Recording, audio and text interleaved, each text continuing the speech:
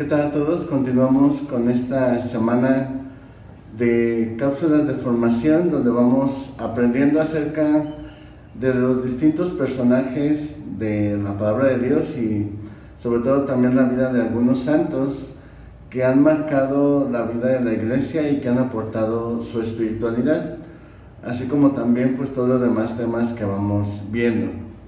Hoy quisiera centrarme en la vida de un personaje que hemos escuchado mucho, pero que a lo mejor nos hemos quedado precisamente con eso, con lo que hemos escuchado, y no hemos llegado más allá para conocer su vida. Y precisamente en estos días pasados se celebraba su fiesta, que es San Moisés. Moisés, pues sabemos que aparece en la palabra de Dios, sobre todo en el libro del Éxodo.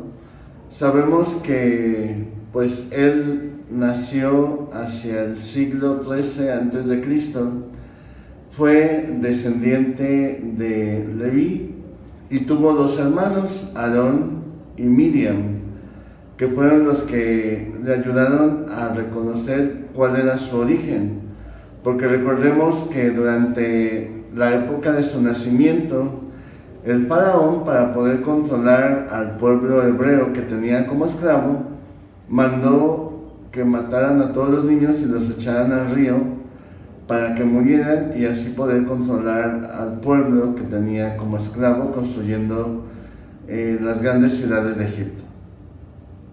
Y sabemos que la madre de Moisés pues lo pone en esta canasta, precisamente por de ahí viene su nombre, que le llamen Moisés, en esta canasta que es capaz de flotar sobre el río y llegar hasta las orillas, donde la hermana del faraón lo saca y descubre que es un niño.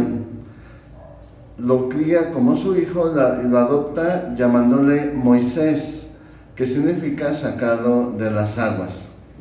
Moisés pues recibe toda la formación en el palacio del faraón y es precisamente creado como un hijo. Ya adulto, en unos momentos en los que está revisando la construcción que van haciendo, ve como uno de los soldados egipcios maltrata a un anciano hebreo. Y él, por quererlo defender, mata al egipcio, y eso le causa un pesar grande, porque sobre todo era castigado la muerte de un egipcio con la muerte de la persona que lo haya hecho. Por lo cual él huye y se va por el desierto hasta llegar a Madián, donde vive mucho tiempo y se casa y tiene un hijo al que le pone Gersón. Durante todo ese proceso pues él se dedica a cuidar ovejas, y un día las lleva más allá, cerca de Horeb, donde él comienza a subir y se encuentra con Dios, que se le presenta en forma de zarza ardiente y le comunica su deseo, que lo ha elegido para que vaya y liberte al pueblo hebreo que se encuentra en Egipto. Recordemos que una de las debilidades que tenía Moisés es que él era tartamudo, por lo cual pues Dios, cuando él pone este pretexto, le dice que vaya con su hermano Aarón, y los dos van y se presentan ante el faraón para poderle pedir que libere a su pueblo hebreo. El faraón se resiste y Dios, a través de Moisés, envía 10 plagas, ¿no?, donde van cayendo cada una de ellas y van causando diferentes desastres en todo Egipto. Viendo la situación del faraón, sobre todo por la última plaga, donde mueren los primogénitos, liberta al pueblo y se van por todo el desierto durante casi 40 años que lo fue guiando Moisés.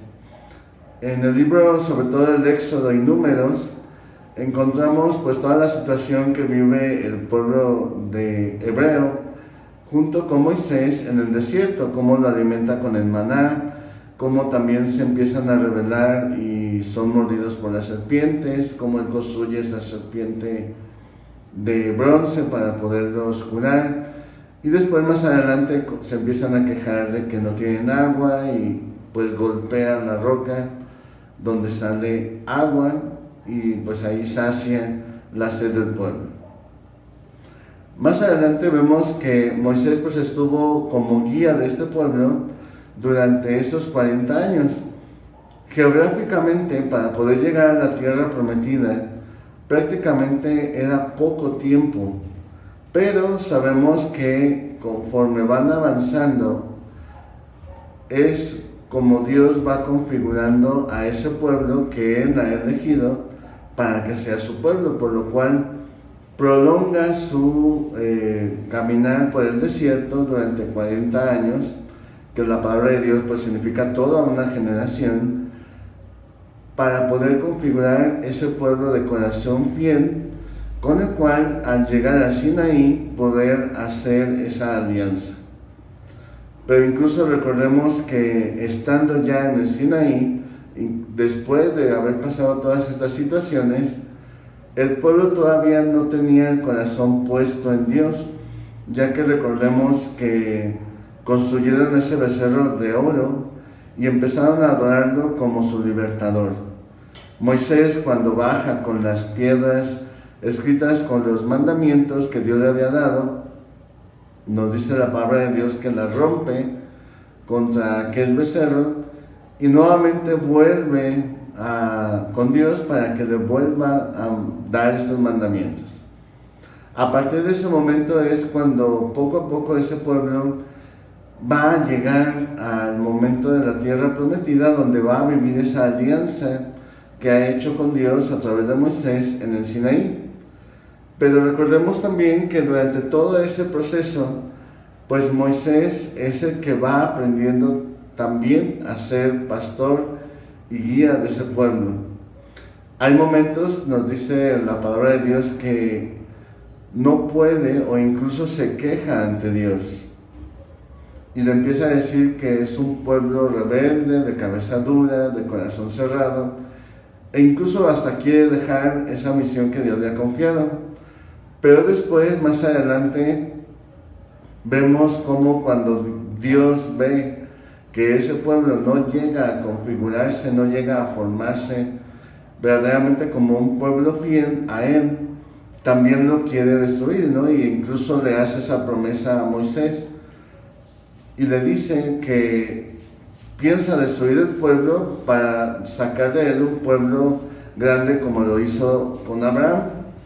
Y después vemos ahí a Moisés que llegó a querer a ese pueblo e incluso llega a interceder por él ante Dios, donde le dice, ¿no? Si encontraras tal poder personas fieles, pues no destruyas el pueblo, ¿no? Y precisamente es Moisés el que intercede por el pueblo para que continúe su camino hacia la tierra prometida.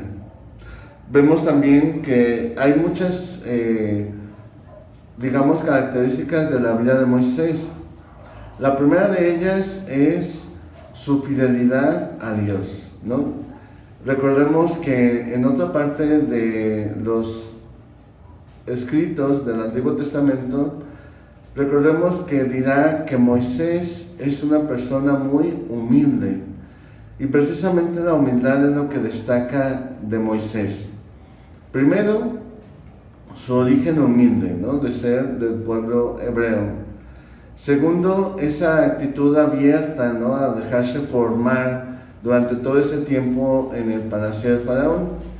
Después, cuando sus hermanos le hacen descubrir su origen, que es hebreo, él lo acepta.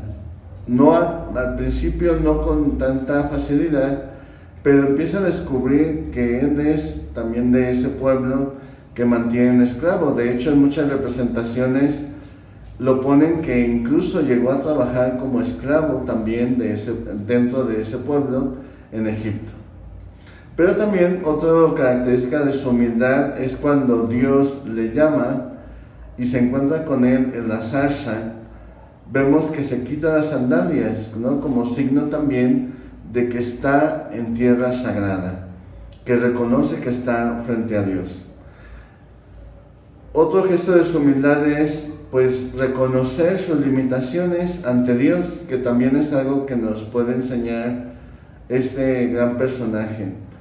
Cómo poder descubrir también nuestros límites, ¿no? Moisés, cuando Dios le llama, acepta la misión, pero también le dice a Dios que es tartamudo, ¿no? Que no tiene esa facilidad para poder hablar.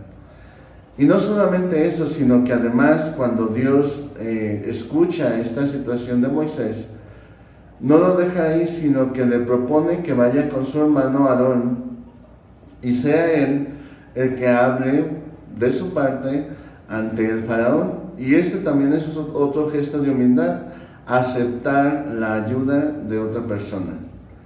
Y por eso realizar así la misión que Dios le había confiado.